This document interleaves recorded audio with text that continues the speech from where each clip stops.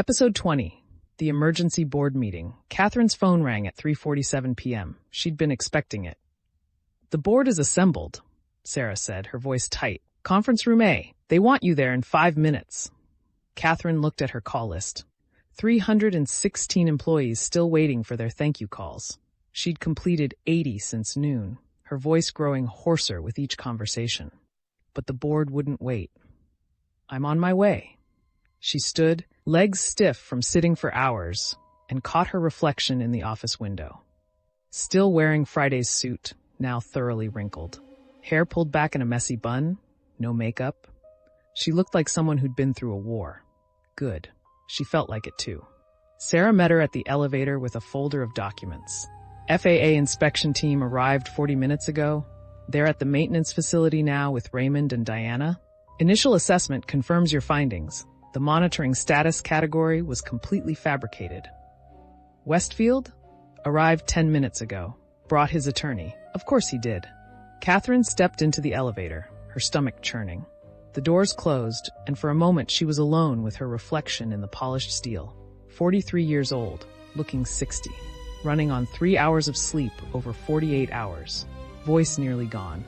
Career probably ending in the next 30 minutes. But Maria Rodriguez's crayon drawing was taped to her laptop, and she'd reported the violations to the FAA before the board could stop her. Whatever happened next, she'd done the right thing. The elevator doors opened. Patricia Hughes waited in the hallway, her face grim. "Katherine, walk with me." They moved toward the conference room, Patricia speaking quietly. "Westfield is calling for your immediate termination. He's arguing you've exceeded your authority by grounding half the fleet without board consultation. He's got Chen and Blackstone backing him. Blackwood is furious. She's saying you've destroyed any chance of meeting your 30-day targets. And Walsh? Park? Park is with you. He's arguing you had a legal obligation to report safety violations. Walsh is." Patricia paused. "She's scared, Katherine. 42 aircraft grounded means canceled flights, stranded passengers, revenue loss. She's worried you've acted recklessly. I acted correctly. I know that, but Westfield is framing this as proof you're unstable. He's saying you've let your emotional attachment to employees override sound business judgment." They reached the conference room doors. Through the glass, Katherine could see the board members already seated. Westfield at one end, his attorney beside him. Jennifer Walsh looked pale. Christine Blackwood's face was tight with anger. David Park was reviewing documents, making notes. "Patricia," Katherine said quietly, "if this goes badly, it won't. If it does, I need you to promise me something. The reforms we started, the meal allowances, the crew rest areas, the independent reporting system. Don't let them die. The employees who stood up, who trusted me." "Katherine." Patricia's hand on her arm was firm. "We're not done fighting yet. Now get in there and remind them why they voted to keep you yesterday." Katherine pushed open the doors. The conversation stopped. 8 pairs of eyes turned to her. The room felt smaller than usual, the air thick with tension. "Ms. Morrison," Marcus Westfield said, his voice cold. "Thank you for joining us. Though I note you've kept the board waiting while you were apparently making phone calls to employees." "Personal thank you calls," Katherine said, taking her seat at the head of the table. "To the 637 people who trusted me enough to show up yesterday, I promised I'd call every one of them." "How touching," Westfield said. "While you were making social calls, you grounded 42 aircraft without board approval, causing an operational catastrophe that will cost this company millions. I reported safety violations to the FAA as required by federal law. The groundings were necessary to protect passenger safety. Safety violations that you discovered through what exactly? A weekend review of maintenance logs?" Westfield leaned forward. "Or did one of your coalition friends bring you cherry-picked data designed to create a crisis?"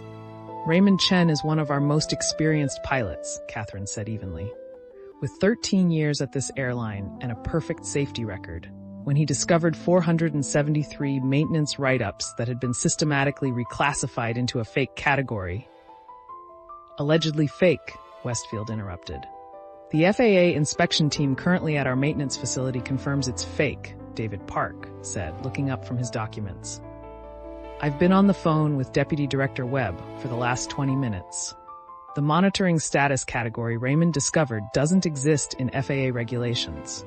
It was created internally to defer maintenance without triggering the reporting requirements that come with official deferred maintenance status. Christine Blackwood's face went pale. Created internally? By whom? Patricia Hughes slid a document across the table. By Marcus Westfield, 17 months ago, during his tenure as interim operations oversight. The silence in the room was absolute. Westfield's face went red. That's a lie. It's documented in your email archives, Patricia said calmly. Sarah Chen pulled the records this morning.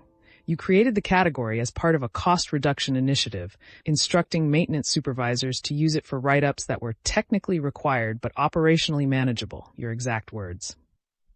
I was reducing bureaucratic inefficiency. You were hiding safety violations, Katherine said. Her voice was quiet but carried clearly across the room. 473 of them, including hydraulic system fluctuations, cargo door indicator failures, navigation system drift, and engine oil consumption problems. Issues that, had they been properly reported and addressed, would have prevented 2 of our 3 emergency landings in the last 6 months. Jennifer Walsh looked like she might be sick. People could have died. People could have died, Katherine agreed. That's why I reported it to the FAA immediately. That's why I ordered the groundings. Not because I wanted to create a crisis, but because I refused to let passengers board aircraft with documented safety issues. You've destroyed the company, Westfield said. His voice shook with barely controlled rage. 42 aircraft grounded, thousands of canceled flights, millions in lost revenue, reputation damage we may never recover from. All because you wanted to play hero. No, David Park said. All because she wanted to prevent a crash. There's a difference, Marcus, one you apparently don't understand. The FAA would have found these issues eventually, Patricia added, during their next scheduled audit, and if they'd discovered we'd been hiding violations, the penalties would have been catastrophic. Katherine's voluntary reporting actually protects us. The FAA looks favorably on airlines that self-report problems. Westfield's attorney leaned forward. That doesn't change the fact that Ms. Morrison took unilateral action affecting nearly half the operational fleet without consulting the board. That's a clear violation of her fiduciary duty. My fiduciary duty, Katherine said, is to protect the long-term interests of this company. That includes not killing our passengers. Your fiduciary duty is to maximize shareholder value, the attorney countered. The board has a responsibility. The board has a responsibility to ensure this company operates legally and ethically, Katherine interrupted. Which means when we discover safety violations, we report them immediately, not after we've calculated the PR impact or the quarterly earnings effect. You're being naive, Westfield said. This is going to crater our stock price, destroy customer confidence, give our competitors. Our stock is up 6%, David Park said. Everyone turned to look at him. I've been monitoring the market, Park continued. The news broke about the groundings 40 minutes ago. Initial reaction was negative, dropped 2% in 5 minutes. But then the story came out about why, about Katherine's voluntary FAA reporting, about the company prioritizing safety over profits. He turned his laptop around, showing the stock chart. We're now up 6% from yesterday's close. Markets treating this as a positive sign of corporate responsibility. Christine Blackwood stared at the chart. That doesn't make sense. It makes perfect sense, Patricia said. After yesterday's viral video of Thomas Okonkwo's testimony, after the Wall Street Journal article about employee support, the market was already reassessing Skyward's value. Now we've demonstrated we're serious about reform, that will prioritize safety even when it's expensive. That's exactly what investors want to see after years of corner-cutting scandals in the airline industry. The market's irrational, Westfield said. This bounce won't last. Maybe not, Katherine said.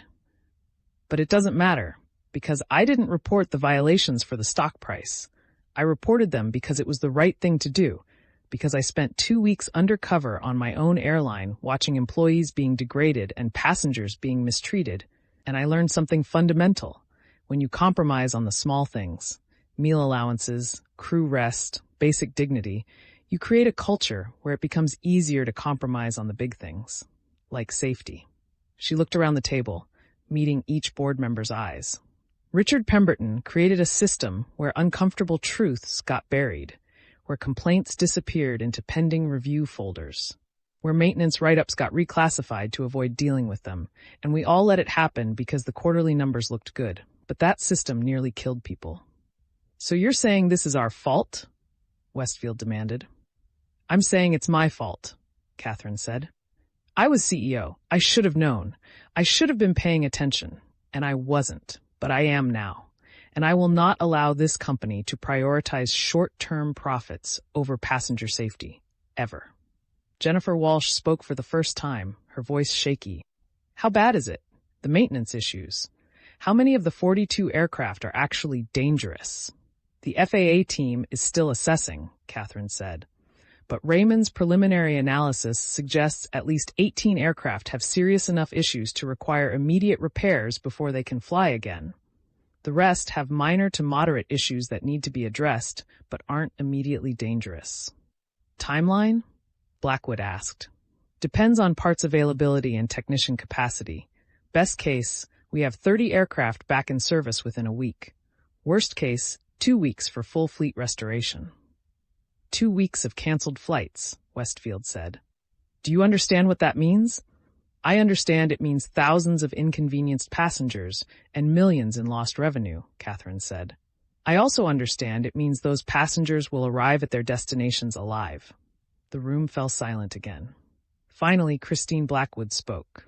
I want to see the full FAA report as soon as it's available. I want daily updates on the repair progress. And I want a complete analysis of how Westfield's monitoring status system was implemented and why our internal audits didn't catch it. You'll have all of that, Katherine said. I also want, Blackwood continued, her voice hardening, to know how the board failed in its oversight, because this isn't just Katherine's failure, or Pemberton's or Westfield's. We all missed this. We all let it happen. Westfield's face was purple now. You can't be serious. You're going to let her get away with this? Get away with what? Blackwood asked. Doing her job? Following federal law? Protecting passengers? With destroying shareholder value? The stock is up 6%, Marcus, David Park said quietly. And more importantly, we're not going to have a crash investigation explaining why we ignored safety violations. Do you know what that would do to shareholder value? Westfield stood abruptly. This is insane. You're all insane. She's manipulated you. First with her sob story about going undercover, then with that staged employee rally, now with this manufactured safety crisis. The safety crisis isn't manufactured, Patricia said. You created it. 17 months ago, when you decided maintenance write-ups were bureaucratic inefficiency instead of critical safety information. I was trying to save this company money. You were trying to make your numbers look good, Katherine said. Just like Pemberton. Just like everyone who's been running this airline into the ground while pretending the problems don't exist. But the problems do exist. And I'm done pretending. Westfield grabbed his briefcase. I'm calling for a vote. Right now. No confidence in Katherine Morrison as CEO. Seconded, Gerald Blackstone said quietly. Patricia Hughes looked at Katherine, her expression unreadable. Then she turned to the board. All in favor of the motion? Westfield raised his hand. Blackstone followed. Robert Chen hesitated, then raised his hand as well. 3 votes.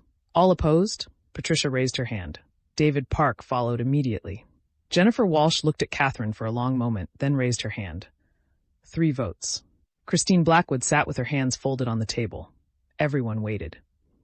Christine, Westfield said, you can't possibly support this recklessness. I don't, Blackwood said. Katherine should have called an emergency board meeting before grounding the fleet. She should have consulted with us about the FAA reporting.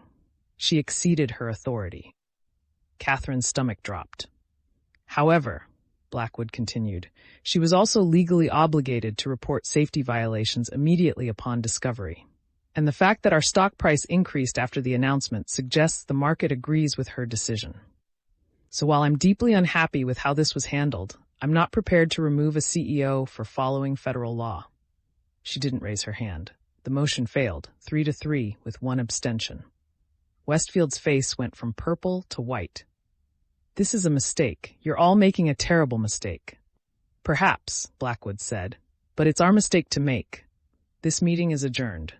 Westfield stormed out, his attorney scrambling to follow. Blackstone and Chen left more quietly, but their expressions made clear they were far from convinced.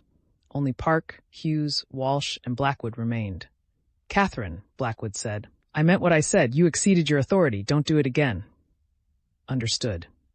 That said, Blackwood's voice softened slightly, you also probably saved lives today, so thank you, even if you gave me a heart attack in the process. She left. David Park stood, gathering his documents. The FAA inspection will take at least 3 days. I'll coordinate with their team on the technical details. And Katherine, you did the right thing.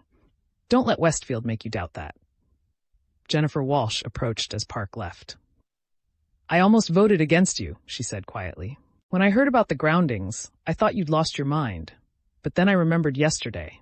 Those 400 employees standing up. Thomas Okonkwo talking about his daughter. And I realized this is what they were standing for. A company that actually means it when it says safety first. Thank you, Jennifer. Don't thank me yet. Westfield's right about one thing. This is going to be expensive. 2 weeks of reduced capacity, customer compensation, repair costs. You've used up all your margin for error.